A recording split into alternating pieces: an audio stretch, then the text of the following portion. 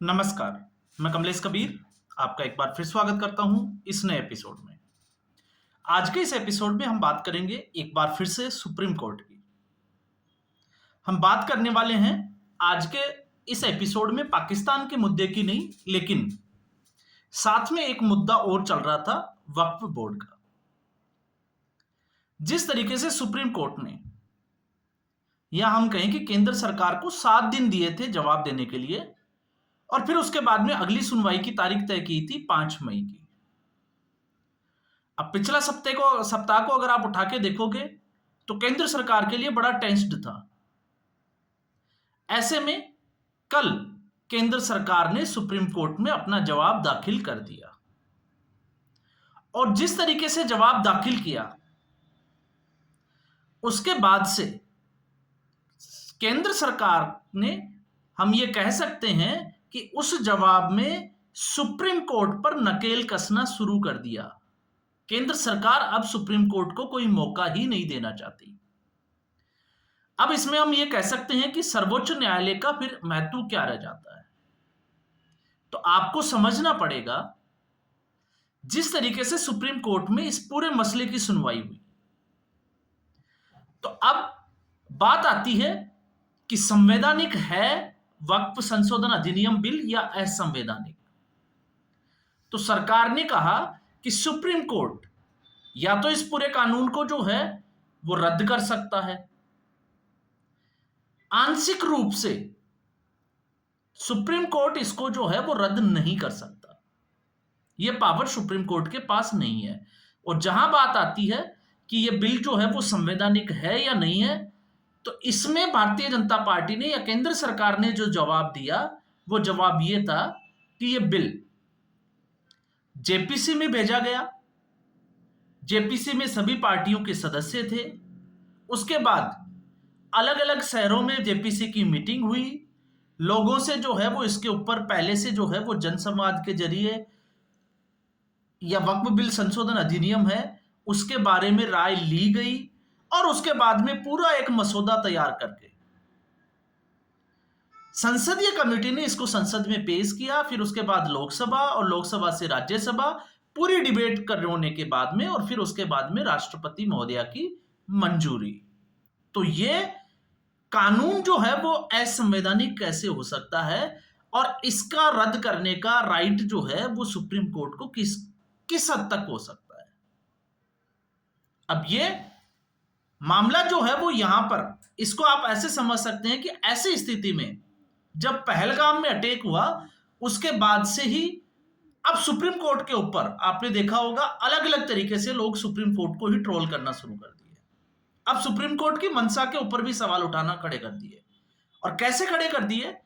आपने देखा मणिपुर, जो सुप्रीम कोर्ट सरकार से जवाब मांग रहा है, मणिपुर हिंसा के लिए जिम्मेवार कौन है, आखिर ये जिम्मेवारी तय होनी चाहिए या नहीं होनी चाहिए, ये जो है वो तय करना जरूरी है। सुप्रीम कोर्ट ने आरक्षण के मुद्दे पर एक फैसला दिया, और उसके बाद में मणिपुर की हवा खराब हुई। तो जिम्मेवार कौन हुआ? सुप्रीम कोर्ट के जजेस। तो अगर निशिकांत दुबे ये कहते हैं कि गृह युद्ध के लिए सुप्रीम कोर्ट जिम्मेवार है, तो फिर इसमें जो है वो कतई कोई संदेह नहीं होना चाहिए, क्योंकि मणिपुर को आग में झोंकने का काम हाई कोर्ट के एक फैसले ने किया था, केंद्र सरकार के किसी फैसले ने नहीं। लेकिन बार बार जो है वो केंद्र सरकार को ऑर्डर दिए गए सुप्रीम कोर्ट के द्वारा। क्या हाई कोर्ट के उन जजेस के ऊपर एक्शन होना चाहिए था, या क्या सुप्रीम कोर्ट ने जो है वो अपनी गाइडलाइन के तहत उस फैसले के ऊपर दोबारा से कोई सुझाव या दोबारा से कोई मंत्रणा करनी थी या नहीं करनी थी? लेकिन सुप्रीम कोर्ट ने ऐसा नहीं किया, और सुप्रीम कोर्ट ने इसके बावजूद जो है वो केंद्र सरकार को कटघरे में खड़ा करना भी, जिसको कहें कि पूरी कोशिश की। यह था मणिपुर का मामला। फिर उसके बाद में हम आ जाते हैं पश्चिमी बंगाल, मुर्शिदाबाद। जो हिंसा हुई उसमें सुप्रीम कोर्ट ने स्वतः संज्ञान लेना भी जरूरी नहीं समझा। और यह सारा जो बवाल है वो किसके लिए हुआ? वक्फ संशोधन अधिनियम बिल के तहत। ये जो है वो सुप्रीम कोर्ट का मानना था। लेकिन जिस तरीके से पश्चिमी बंगाल की सरकार ने कोर्ट में अपनी रिपोर्ट जो है वो सबमिट की, उसके बाद में आंखें खोल देने वाले कुछ खुलासे जो है वो मुर्शिदाबाद से हुए, जिसमें अफसर तक की जो है वो पिस्टल छीन ले गए। 10 से 15,000 लोग इकट्ठे हुए, कहां से हुए, पूरी प्लानिंग के साथ हुए। हिंदुओं के घरों को टारगेट किया गया। अब आप में से और हम में से कोई जयचंद अगर इसको सुन रहा होगा तो मुझे लगता है उसको बरनौल की जरूरत जरूर पड़ेगी, जो आज भी जो है वो कश्मीर फाइल के ऊपर हंसते हैं, साबरमती एक्सप्रेस मूवी को जो है वो बकवास मूवी बताते हैं। तो मुर्शिदाबाद की ये जो मूवी थी वो कौन सी मूवी थी? और फिर उसमें पहलगाम में जो हुआ, और आज जो है वो हिंदू मुस्लिम की जब बात आती है तो वो कश्मीरियों का पक्ष ले रहे हैं, उन कश्मीरियों का पक्ष ले रहे हैं जिसने इस घटना को होने दिया। और अब तो जो है वो सक्की सुई पूरी कश्मीरियत के ऊपर ही आकर रुक गई है। और जब मैं ये कहता हूं कि कश्मीरियत के ऊपर आकर कैसे रुक गई, तो जानबूझकर पर्यटकों को उस जगह तक ले जाया गया, जबकि सरकार की इसकी कोई गाइडलाइन नहीं थी, कोई परमिशन नहीं थी, और सरकार को जो है वो जानकारी प्रशासन को देना भी इन लोगों ने जरूरी नहीं समझा। और कल भी मैंने एक वीडियो बनाया था, उसमें मैंने बात की थी कि जिस उत्तर प्रदेश के बंदे शुभम की मौत हुई थी, उसके घर वालों ने जो खुलासे किए, और जिस टट्टू की जो चलाने वाला था उसकी जो फोटो जारी की थी, जिसको अरेस्ट कर लिया गया बाद में, और कुछ दुकानदार वहां से गायब है, तो फिर इनका हाथ क्या है? और उस वीडियो में हमने ये भी बात की थी, ना कश्मीर बदला है ना कश्मीरियत बदली है। और जो लोग ये कहते हैं कि ये आतंकवाद का कोई धर्म नहीं होता, उन लोगों के मुंह पे ये तमाचा है, क्योंकि ये सीधे तौर से इस्लामिक टेरर है।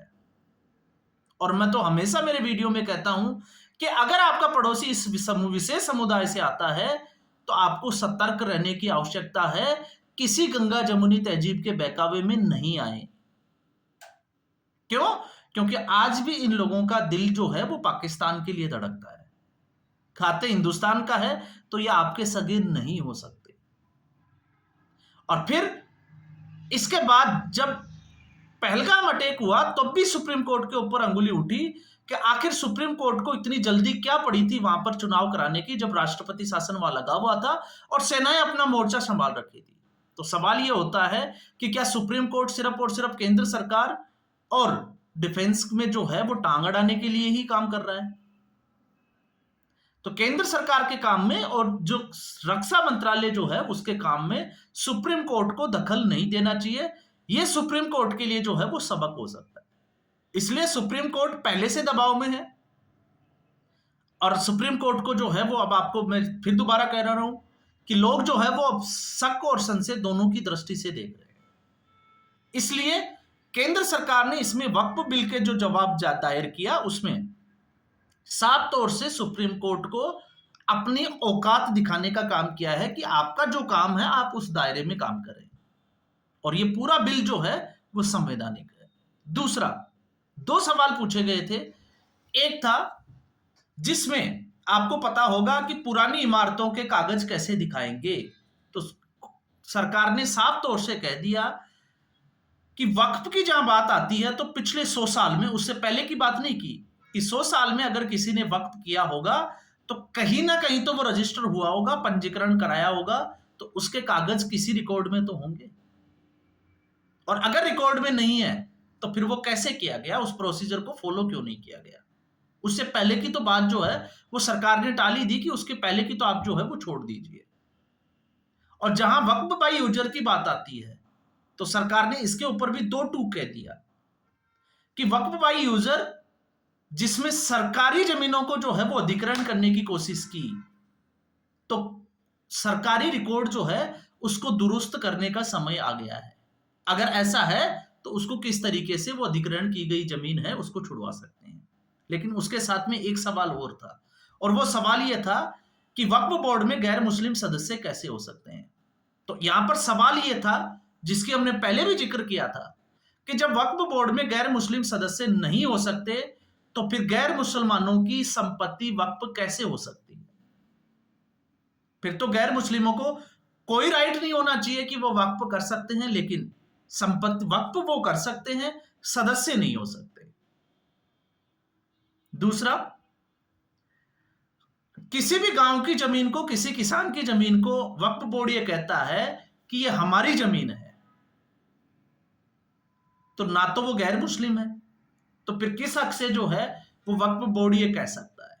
और जब बात यहां आती है तो सरकार ने यह भी कह दिया कि वक्फ बोर्ड जो है वो धार्मिक संस्थान नहीं है, वक्फ परिषद जो है वो धार्मिक संस्थान हो सकता है। क्यों नहीं हो सकता? क्योंकि ये एक पूरा ट्रस्ट बनाया गया है कानून के तहत, और इसमें जिसने वक्फ किया उसका पंजीकरण होगा ही होगा। अब ऐसी स्थिति में उसके रेवेन्यू रिकॉर्ड की जांच कौन करेगा? और पूरा जो मसला जो तैयार किया गया, जो ये संशोधन बिल अधिनियम जो तैयार किया गया था, वो इन वक्फ बोर्ड की जो है वो राय लेकर किया गया था। ये सरकार ने अपनी तरफ से जवाब दिया है। तो ये अपने आप में सुप्रीम कोर्ट के लिए भी एक तरीके से जो है वो सरकार ने जवाब भी दिया है और कड़ा संदेश भी दिया है कि कार्यपालिका के कामों में सुप्रीम कोर्ट हस्तक्षेप एक लिमिट से ज्यादा बिल्कुल नहीं करे। तो सुप्रीम कोर्ट का काम है याचिकाएं सुनना, उनके ऊपर गौर करना और उसके बाद फैसले देना, ना कि केंद्र सरकार के किसी काम में टांग अड़ाना। तो कानून बनाने का काम जो है वो केंद्र सरकार का है। तो यहां पर जिस तरीके से सुप्रीम कोर्ट में वक्फ के ऊपर केंद्र सरकार ने जवाब दिया है, तो इस वक्त सुप्रीम कोर्ट दबाव में है। और आप देख लीजिएगा इस दबाव की झलक जो है वो 5 मई को आपको देखने को मिलेगी।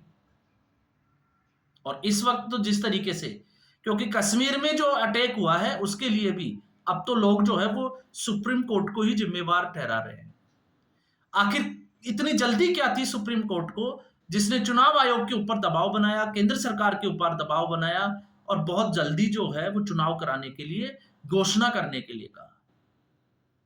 सुरक्षा कर्मियों को अपना काम करने देते, ऑपरेशन ऑल आउट चल रहा था, और उसके बाद में रक्षा मंत्रालय और केंद्र सरकार का जो है वो जवाब मांगते कि क्या चल रहा है और कब तक कराया जा सकता है, और फिर उसके बाद में विचार करना चाहिए था, लेकिन नहीं, सब कुछ जो है वो जल्दबाजी में किया गया केंद्र सरकार को यह दिखाने के लिए कि सुप्रीम कोर्ट ही सर्वे सर्वा है, और उसका खामियाजा जो है वो पूरे देश जो है वो भुगत रहा है। और ऐसा पहली बार नहीं हुआ, बहुत बार जो है वो सुप्रीम कोर्ट के फैसलों की वजह से भुगतना जो है वो भारत की जनता को पड़ा है। तो आज के एपिसोड में बस इतना ही। उम्मीद करूंगा वीडियो एपिसोड आपको पसंद आया होगा। वीडियो को लाइक करें, शेयर करें, चैनल जरूर सब्सक्राइब करें। धन्यवाद।